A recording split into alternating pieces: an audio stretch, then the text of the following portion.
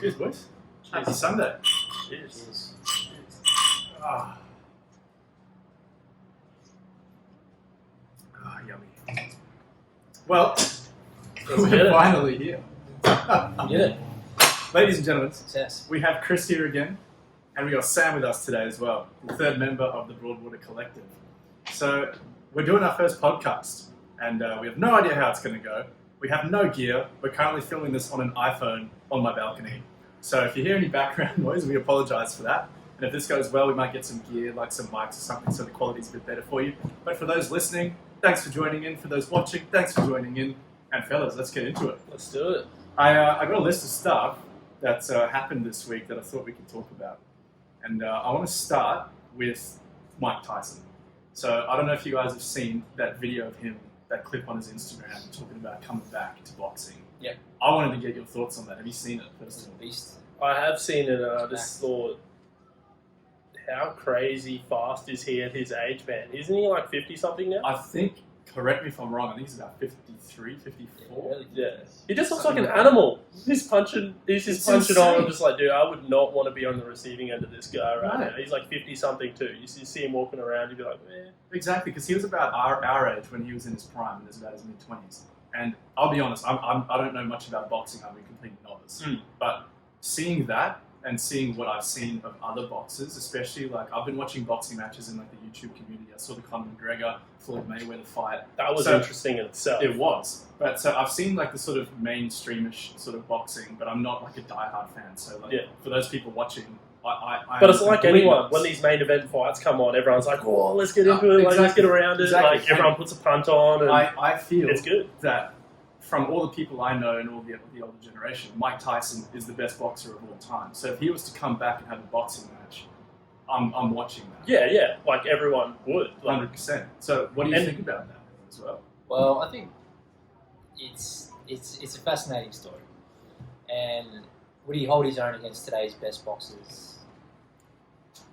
I don't know. I'd love to see him fight a Klitschko or something like that, where it really puts it to the challenge. Who is he going to fight? No one knows. No one knows yet. Yeah, no. But he did the fucking clip, and he came back and he said, I'm back. So we're just speculating. Is it Evander Holyfield? Like his old arch nemesis, he bit the ear off. He saw that video and he's like, well, I'm training too. And they're talking about this is going to be returning to boxing. Just bites his other ear off.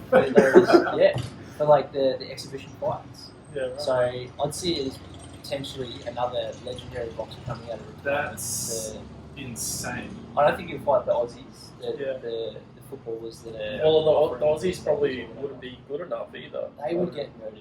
Yeah, the Aussie talent system is good. And they're not even boxers. They're like footballers that took up boxing using their sort of celebrity status to build enough entertainment value to put on an exhibition. They had a few fights on the field, and now they're like, I could take this up as a career. But Mike Tyson.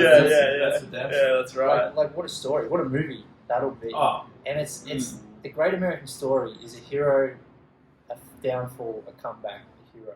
Like the Jordan documentary at the moment. Like he stepped away from it, came back. Imagine if Mike Tyson comes back and dominates the sport again. What would happen?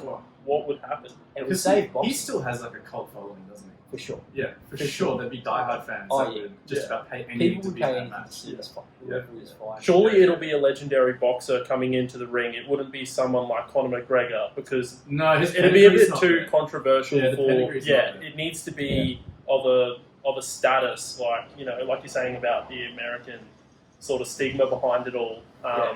Like a Floyd Mayweather fighting him, to show because isn't Floyd unbeaten?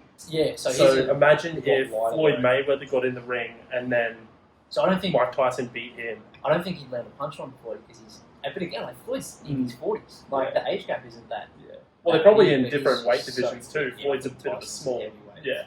Floyd's pretty small. Yeah. That concept. Yeah, I'd pay anything to go and see it. I would too, and like I said, I'm not even that big of a boxing fan. That's the whole thing. Yeah. Non-boxing fans would look at this and go, Mike Tyson. Yeah, that's right. Let's do it. Let's push it. 100%. I think it's great for the sport. But I think it's very dangerous. So you've got a guy who's primed physically strong, can fight, can punch, but can he take a punch? Yeah. So at that age, what's your brain made up of? Your skull made up of? Even a young, fit, healthy boxer is susceptible to heavy brain injuries, and it's at risk. At a huge risk. Well, that's the thing too. I don't know if you saw Joe Rogan's most recent podcast with Elon Musk. They were actually talking about Tyson's return. They even played that video because I don't think Elon had seen it. And what Joe was saying was, okay, well, if they get drug tested before going into this match, he might be in some trouble. Because he's saying, and he believes, because he's roughly the same age as Mike Tyson, he said, there's no way you can have that amount of performance out of a man that age without taking some sort of hormones to make sure your body's to get it up to the athletic ability of the time. So the danger is that if he tries to go into this without that backup, it might not go so well because he's a middle-aged man. He's not 25. He can't take the hits like he used to be able to do. So I'm saying. So interesting. I mean, that's the whole thing. This is going to be an exhibition fight. It's not going to be drug testing. I'd be pretty confident to say he's either on pumping steroids or something very similar. And he talks about his journey of being a fighter. Like, he was brainwashed by that the coach he first had, that great guy. The original coach, and then he passed some. I don't know. There was a story about him. He died. Like, he was an old fella, and he was a beautiful man from what you could gather. But he did do like brainwashing therapy on Mike Tyson to unleash this animal, and never taught him how to turn it off. So just unleashed this absolute beast that he's taken into the rest of his life. And then Mike Tyson's taken his whole life to turn that off. Through like hallucinogens and sort of alternate therapies and the like. And then Mike Tyson's turned into this beautiful, peaceful individual, and he's like, I don't want to train for fighting anymore because I don't want to go back to that beast. He spoke about it, didn't he? Yeah, I've seen that clip where he was saying he's lost that. And now it's back. It's back. He's ignited the devil again. So has he taken on steroids and? Was he taking steroids back on his old? No, there's no accusation of that. And I don't think he was. I think all of the prime athletes are on some kind of assistance. Like, we were talking about taking like beta elephant or whatever before. Like, there's all these different hacks, and some of them is it ASADA that tests for it all. They try to stay ahead of the game. And like, you can't do this, you can't do this, you can't do this. Like the thing that the cyclist with the one nut. He was doing that. He was replacing his own blood with new blood. So every cyclist was doing it. And we're kind of like, they took drugs and they cheated. It's like, no, it's this treatment where they take out the blood and they increase it with oxygen and they put it back into the body. So what you're saying is there's always going to be something. And it's called doping. There's always something. There's going to be something. They're just trying to stay ahead of to get that competitive edge. 99.9%. That's nuts.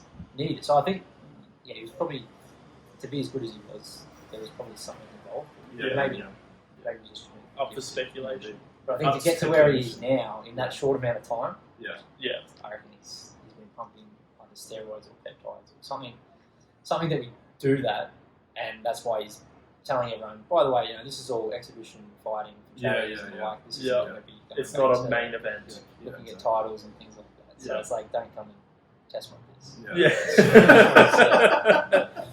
So if you're doing all that, is that going to help you absorb punches? That's a good question. I don't know the answer to that, and I suppose we'll find out if he actually does end up fighting. Have they got it scheduled? Like, when is the fight, or is it all just? I think it's all just speculation. It's just building hype, building it up. So, the hype is there. The hype is there, and I would see that. Going back to the Joe Rogan Elon Musk podcast, there were so many things on that interest me, and I know interest you guys as well. Things that Elon Musk is up to, how he runs so many companies, the Neuralink thing that he's working on, and he's like a huge advocate for like conspiracy theories and simulation theory and all those things. And I just wanted to discuss a few of those things that were in the last podcast, starting with the Neuralink stuff. Now, in the first podcast he did with Joe Rogan, they touched on it a bit and what it was going to be all about. But this time, Joe sort of poked for a bit more information. Because obviously, the world wants to know what the hell this thing is going to be. Game changer. Well, if you had Elon Musk in the room, man, I'd be asking some hectic questions. As you would, man. Like, he's just a beast. Oh, he's a beast. And so, for the Neuralink, for those of you that don't know what that is yet, and I highly recommend you look it up and watch that Joe Rogan Elon Musk podcast. It's very interesting. Neuralink is going to be a company that basically implants something into the back of your brain. So they basically take a chip out of your skull and they replace it with some sort of technology that actually taps into areas of your brain.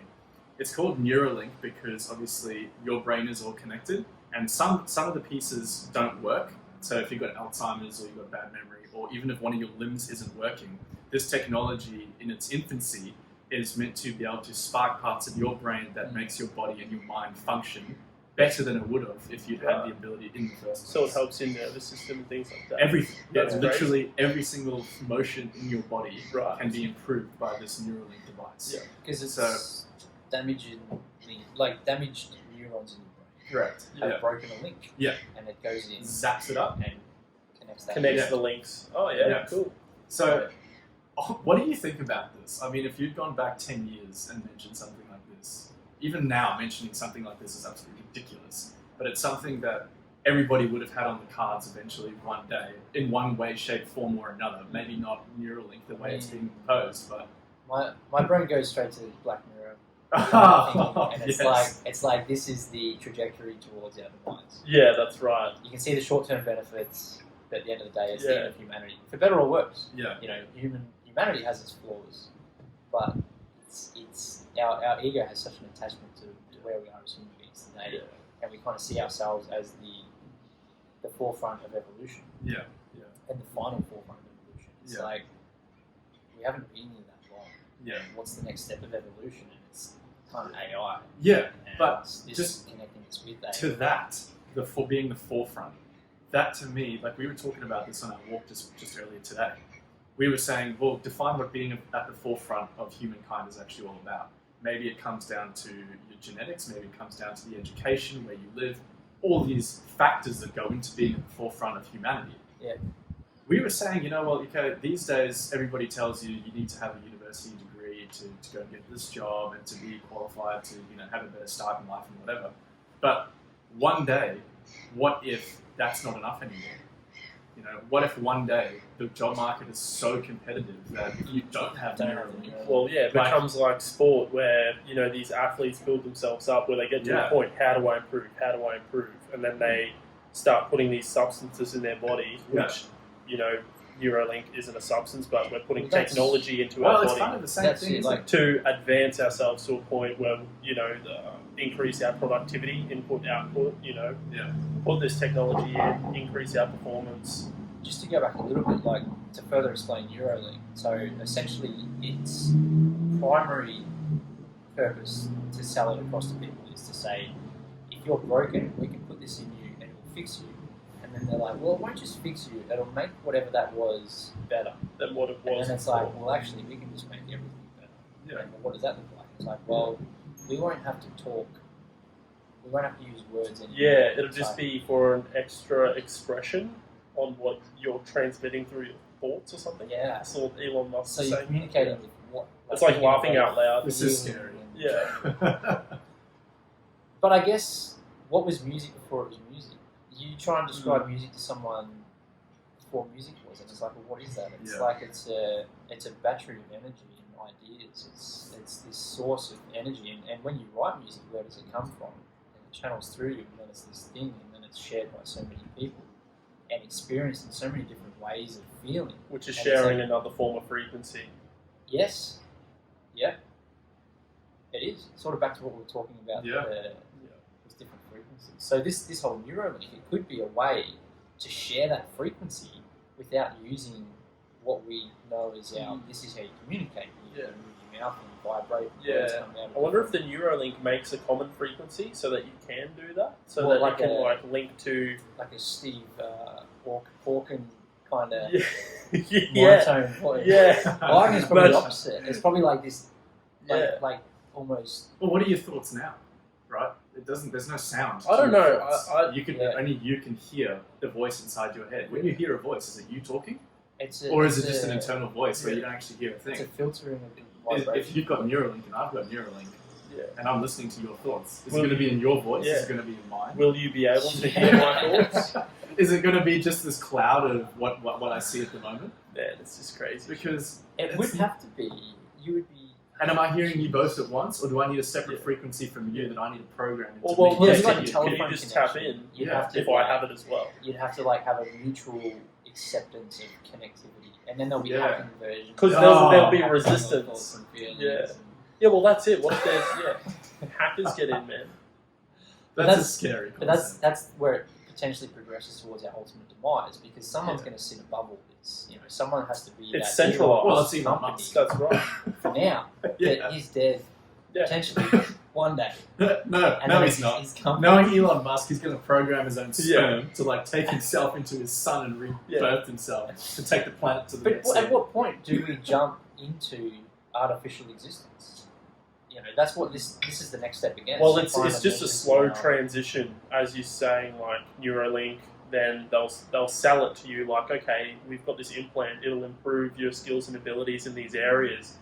Who wouldn't really want to get that, especially people that suffer in those areas? Like, let's just say disabilities. Will it be able to? What disabilities will it be? Well, that's the thing. He claims that anything, epilepsy, eventually anything. Yeah. So the first round, it's like your very obvious strokes, epilepsy. Like your brain has dysfunction due to a physical ailment, and it comes out in these forms, and we just send a charge.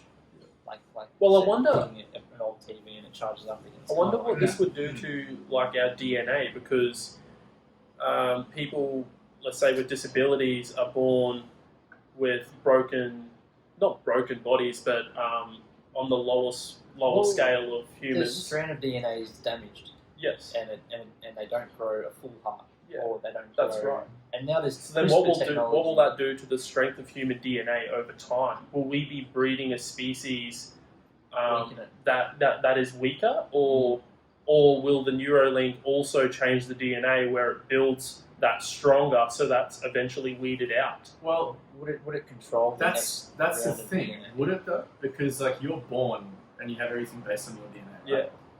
Yeah. Neuralink's not actually changing your DNA; it's fixing the DNA that you got given in your body. That's right. But that's one of the critical points, and I guess we do that already with spectacles. It's like our DNA improves because only the strongest of it survive. Yeah. We're now in a society where our DNA is probably on a regression because weak DNA survives. Yes, that's right. Through medicine, AIDS, and humanity. I see what you mean. So you don't actually be passing on improved DNA from Neuralink. You're talking about just bad DNA being passed down. Yeah, will the DNA be changed with Neuralink in a way where the DNA that's passed on is improved on what it was? I don't think so. Or will it be if you've got the code that was given to them? You got bad eyes. You wear glasses. Is your kid going to have better eyes because you wore glasses? No, they so won't. Neuralink's probably the same. It's like a band-aid. It's like a band-aid. It fixes your current problems. We're not going to know for sure, but I think that's where. Yeah, that's what I dare say. But which is that good or bad? Well, it's like the argument of any medicine. Yeah. If you look at Neuralink as a medicine, it's kind of. But I think if you combine the technology of Neuralink with, do you know what CRISPR is? I haven't heard of CRISPR. It's pretty much like a biohack of DNA. So they look at the DNA as almost like a computer script of language, and then they find the code that's broken, and they go and fix it, and then they go in and change your DNA, like artificially change your DNA, and then that illness affected by that strand of DNA is essentially eliminated. Yep. And then that's where, if you procreate through that DNA, it's actually improved. It probably does. What? And like I haven't looked into this very much, but that's like my rough interpretation of how I read it. And it's still early days, which is all of this stuff is early days. Yeah, 100%. Sure. And that's why, I'm not too sure how they want to roll this out, and I'm sure they will go through processes of testing, but I think that should not be overlooked, and everyone shouldn't jump in thinking, this is just going to be a quick fix to my issue. Yeah. What else is involved? What's the long-term effects of this? We need trials over many years. Technological advancement. I usually let it go for a few years and then eventually jump on. It's like when everyone goes to buy a new phone, it's like, I'm not going to buy it straight away. I'm going to wait till they fixed all the bugs. Yeah. I'm going to buy this in a few months' time. Version 5. Yeah, that's right. Well, he reckons. I think again. I can't remember exactly. I think he said 5 to 10 years is going to be the first and to the like. I keep hearing the around iterations 2030 where it's going to be enough to actually put it into each mass other. amounts of people. Yeah, because obviously there's going to be testing, Crazy. and he said that obviously to test on, they're going to be taking these people who have all these issues, who are willing to take that risk just to fix that issue. Yeah. So I don't know. I guess we'll be finding out. Well, yeah, we'll have to stay in touch with this. It is fascinating, though. Yeah. The evolution of human beings is sort of always progressing towards improving on technology to the point where we become the technology. Either the technology or we become like, Well, it's like we're developing to a point where we sort of evolve. The next level of evolution is a technological being or an artificial intelligence. I think Elon probably worked that out when he was 14. And he's the only survivability of humanity is to merge with it. Yeah, isn't he a big advocate of simulation theory anyway? Well, yeah. That's right. So that's another scary thing in itself. And then who's saying this hasn't been done before? Who's saying the realm we're living in now isn't created by an intelligent species? Exactly. But at what point does whatever it is, whether it's God, whether it's an alien that builds a simulator, or whether our creators, if there is such a thing, at what point do we develop mortality, and then they come in and go, no, you're meant to die. No. You're meant to die. You're just taking this way too far. And then create a simulation within your mortality, and then you have this like imploding of infinity. There's something up here that you're going to want to see. Well, I can't tell you what it is because you wouldn't understand it. But trust me, death is like a part of it. It's another part to another dimension of some sort. When you die, you never die anymore. You already have a simulated version of yourself that's sitting on all of your online platforms. Think of all the videos that are sitting in your iCloud, all the pictures, all your websites, your browsing history. Everything that you've done on a computer will exist forever somewhere. Yeah, like have you had someone close to you die recently? It's like their Facebook feeds still pop up and things like that. The pictures are still there, the videos are still there. Yeah. You've got the memories with you. The relic is so much stronger today of a common human being. Exactly. And think about, obviously our parents didn't have this. They had, cameras. They'd take a picture every now and then, family gatherings, in the albums. Yeah. Now, people are taking pictures and videos and FaceTimes every single day, multiple times a day. And that all goes somewhere and gets stored. Exactly. So if you're sitting on your deathbed, it's almost possible to live every single day of your life by looking at these pictures and images. But even coming back to the Neuralink thing, Elon reckons that it'll be able to affect memory. So you will be able to go back to any point in your life, remember the smells, remember the feelings, the pictures, everything, and how you felt. So imagine being able to sit when you're 90 on your deathbed and going, just lie back and I'll just think about that time I was 26. You think, damn. what is our perception of existence? Similar to the simulation theory. It's like, I did a float tank a few years ago, and you kind of realise, you're just a brain in a vat, and that vat is dark and empty, and then you're receiving a multitude of frequencies. That's right. And we, through our optimization of evolution, optimise to our survivability of hunter and gatherer, because that's where our DNA is pretty much stopped at. We've got the same DNA as 200,000 years ago when we were hunter and gatherers. So we've optimised our senses and the ratio of each sense, and we don't have all the senses. We've got 5. There's an endless amount out there in different animals. And that narrows our perspective. And what we see, feel, touch, hear, and the different magnitude of frequency range that we tap into is all based on that. Those 5 senses. And how they, different levels of how they kind of came into, and it's all just a brain in a dark skull trying to make sense of the world where 99.99% of matter doesn't exist. Yeah. And the amount of data and information coming in is far more extreme. We're pretty well just receivers, aren't we? Just filling the blanks. We're receivers of information and frequencies given to us, and it's how we interpret and process that information that gives us our output into the world. Our sense of existence. Well, there's no way, put it this way. The hologram. If you could live in a vacuum, so your body doesn't really age, there's no gravity, there's no wear on your joints or anything, whatever, what would last longer, do you think? Your brain function or your body? Brain function. Yeah. So imagine Neuralink is able to fix, because your brain does get damaged over time, Imagine this. You know where I'm going with this, don't you? Imagine if Neuralink is able to fix your brain so that it could become immortal. It won't ever die. Because but your body, it can keep regenerating in the existence itself. that we live in, will die because of gravity, because of force, and all the physics we are confined by.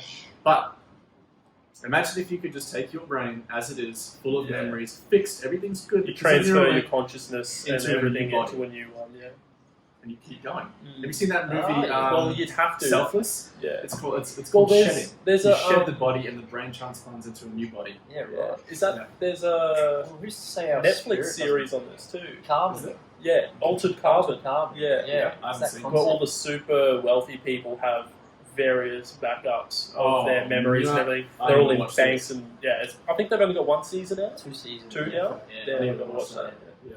I've seen the first season and it was pretty cool. Yeah. But it's all about that, like, and the rich live forever, because they've got all these backups, and then they. That's pretty much the same concept as this movie. That's right. Yeah. The dude was some super wealthy, like real estate developer from New York who was like dying, and he switched into Ryan Reynolds. Yeah.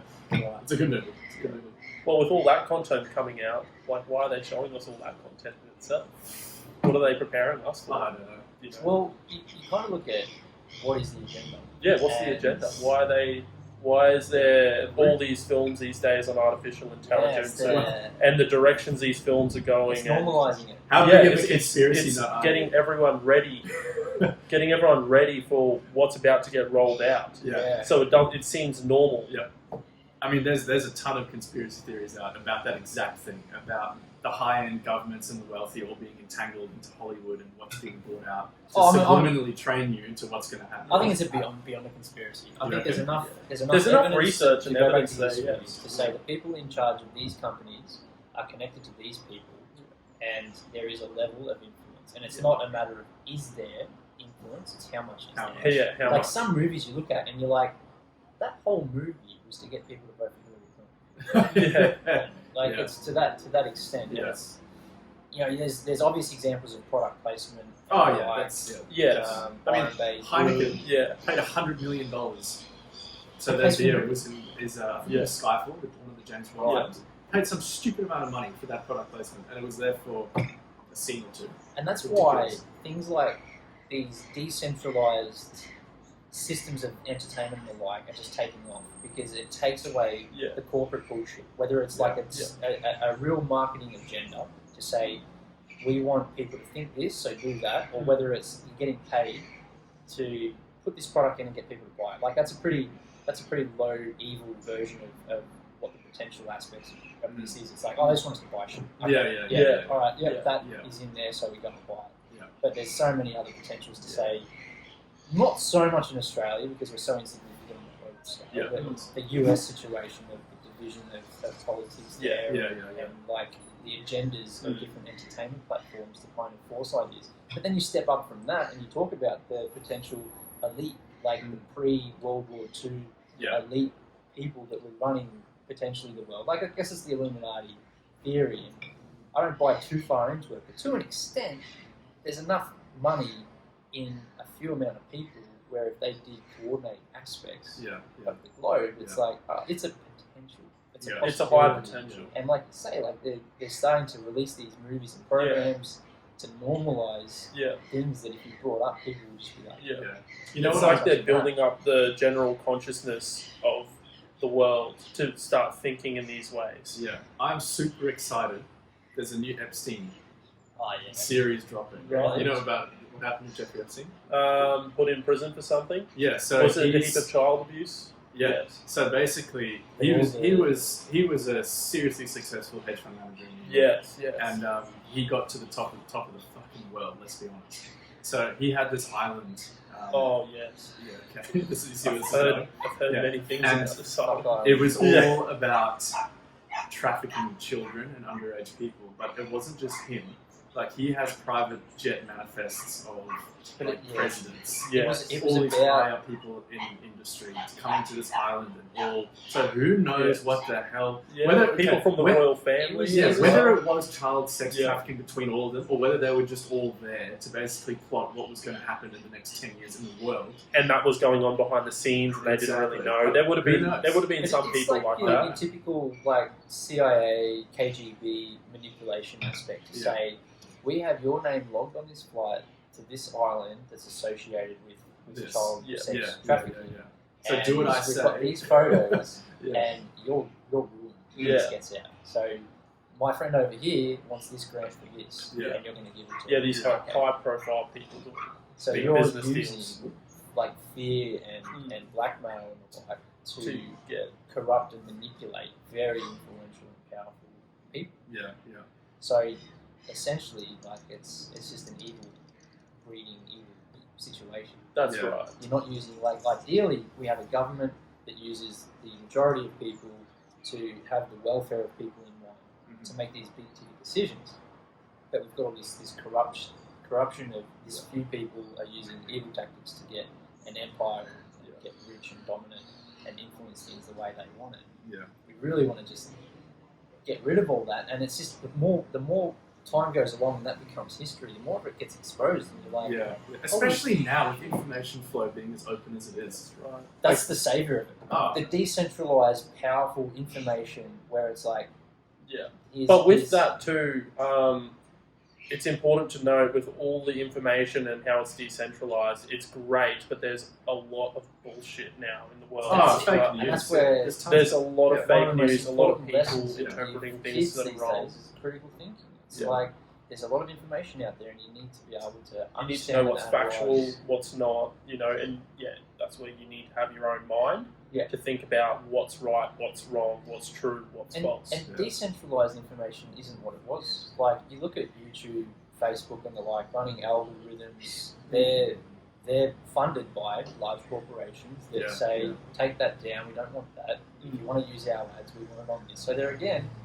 they've come back in and started to control the content. Like there's things getting taken down on Facebook. And that's so obvious with coronavirus and everything going on at the moment. So much content's been removed.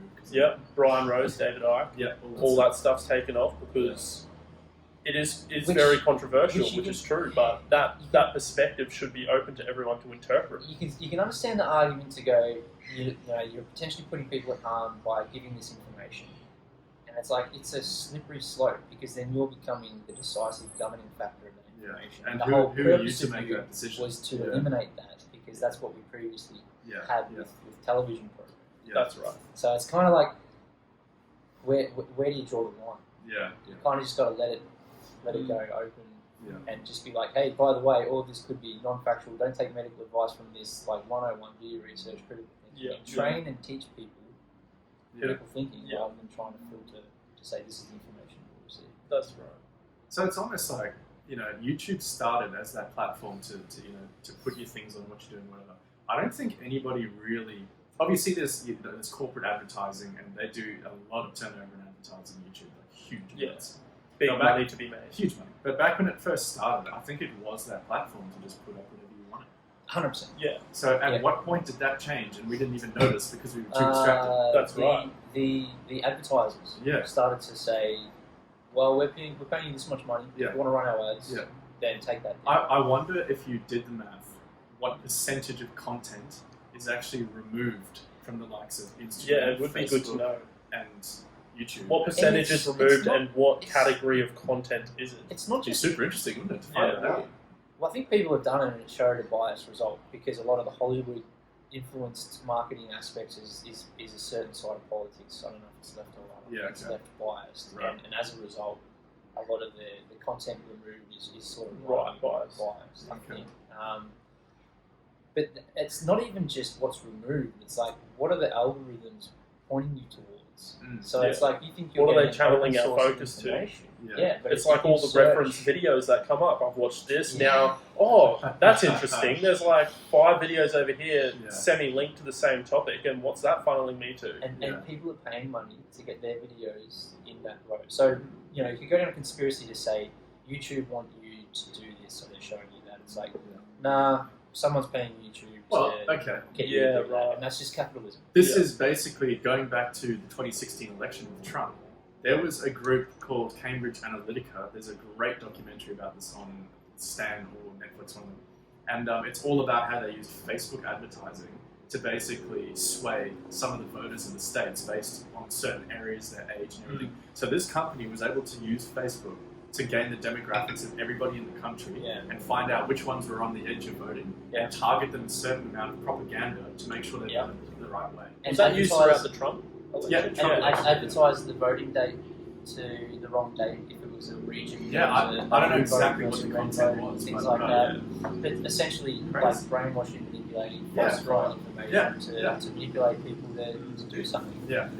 It's marketing. It's insane. You know? It is. It's capitalism marketing, and it's just used in a political sense. Who's got more money? Who's got more impact? Exactly. Well, that's been a good range of topics for today, boys. I reckon we might leave it that on an end note there. Basically, vet all the information you're seeing online. I actually think that's extremely important. That's right. Form your own opinions. Don't always listen to what everybody else is saying. Even if it's your favourite YouTuber, your favourite podcaster, no matter who it is. Yeah. Do your own research. And you know what? That's going to serve you keep a sense of humour with everything. Because if you get too serious about anything, dive down the rabbit hole. Drive yourself crazy. And it's fun to dive down the rabbit hole. Yeah. Don't try and solve and fix everything if possible. That's right. But just keep a sense of humour with it. Keep an open mind. That's it. All right, well, that's been our first podcast. I hope you enjoyed that. Like, comment, and subscribe. And if you want to see any particular topics being spoken about or you've got some tips for us, we'd love to hear from you. So until next time, cheers, boys. Cheers, eh? We all had about the same amount of beer. Same drinkers. Cheers. Yeah.